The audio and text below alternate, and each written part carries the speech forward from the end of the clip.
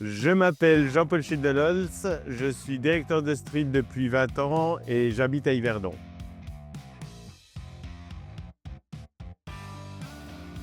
Lors de l'agrandissement de street, c'était une évidence pour nous de mettre des panneaux photovoltaïques sur les toitures des nouveaux bâtiments pour participer pleinement à la transition énergétique.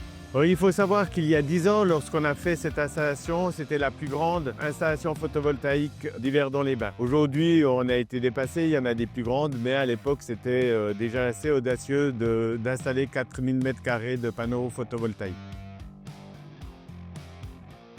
Il y a environ 5 ans maintenant, on a pu créer une communauté d'autoconsommation sur le bâtiment du Tripôle par rapport aux locataires de ce bâtiment qui sont des entreprises en lien direct avec la gestion des déchets, la préservation des ressources.